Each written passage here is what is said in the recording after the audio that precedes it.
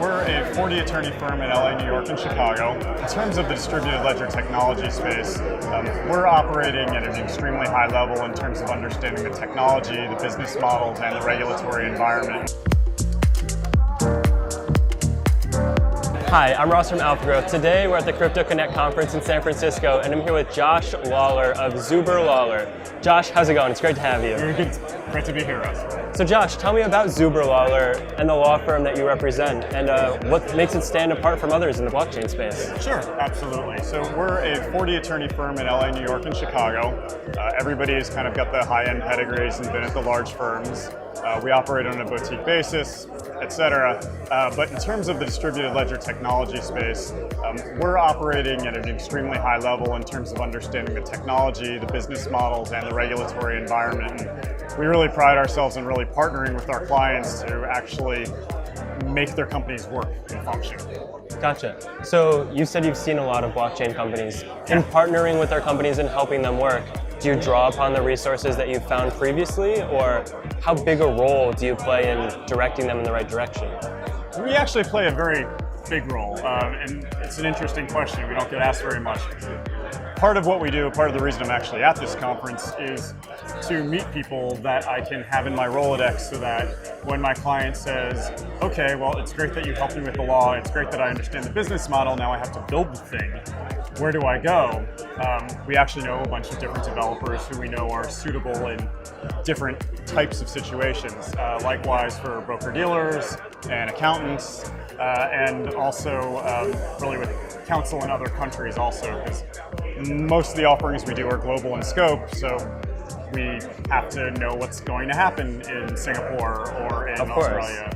It sounds like more of a full service than just law, the way you're describing it, like a partnership of sorts where... It is, and really kind of the origin of the firm, we started with two guys in a kitchen and no clients, and built it ourselves. As the best companies start. As the best companies do start, and as most of these companies start. So you understand where they're coming from. We understand where they're coming from. I never want to be viewed as a line item expense. We want to be viewed as partners in a lot of ways, and we recognize what can and cannot happen in terms of having a professional service provider. Needless to say, we do like to get paid. That does need to happen. But at the same time, we're going to get it a little bit better than a lot of firms that everybody who's a name is already dead and has been for 20 years. Yes.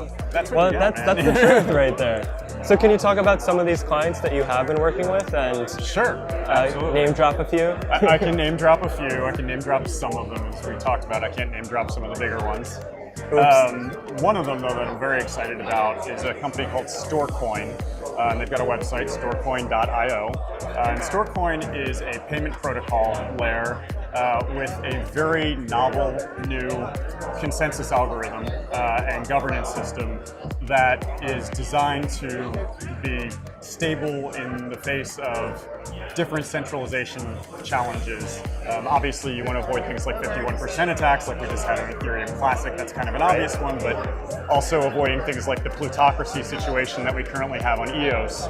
I'm going to get in the weeds way too much here, I can tell, but I think you understand where I'm coming from. Nice.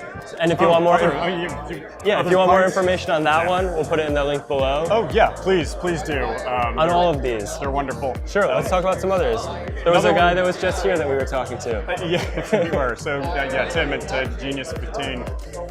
They are an extremely interesting artificial intelligence, machine learning, algorithmic trading predictor engine and data company. And we're just kicking off with them and helping them raise funds, as you might imagine, and also helping them kind of mold the business model a little bit in terms of what do they actually want to be selling. Should there be a tokenized version of it or not? And these are things that we kind of look into in their particular area, which is a little thorny in terms of securities law and investment company act stuff. Again, we can get into the weeds. Another one I'm very, very high on is a company called WaterChain. WaterChain is a spin-off of a OTC BV company called Origin Clear that's in the clean water space and renewable water.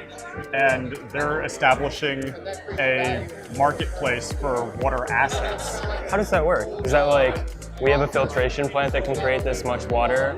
Yes. And you can bid how much you're willing to pay for that water, whether or not you get access to it? It's not actually handling the bidding system, and I don't want to get too into the weeds because the model's still kind of in formulation.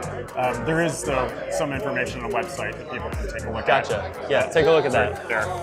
Right there. Right there. But it's interesting because you'll hear proof of everything as a consensus algorithm, and we're looking at proof of water. That's hilarious. Yeah, and really cool. Which is kind of cool. Yeah. So another thing I wanted to ask you. You said you have a lot of videos out there that are teaching people about the securities law. I do. Can you just go over a little bit about how you create those videos, who the intended audience is, and how people can benefit? Sure, absolutely. So the intended audience is really people who are executive suite in law who are looking at potentially doing an issuance of tokens which may or may not be securities, and that's actually really kind of how we started. So I actually wrote a paper and somebody suggested that it would get a lot more views if we put it on net. So that initial one is just about the Howey test and how you can tell whether you're needing to obey securities regulation or not, and some of the things that you need to do. And then that sprung into other videos. We went over all the different US regulatory bodies that administer different aspects of token issuance.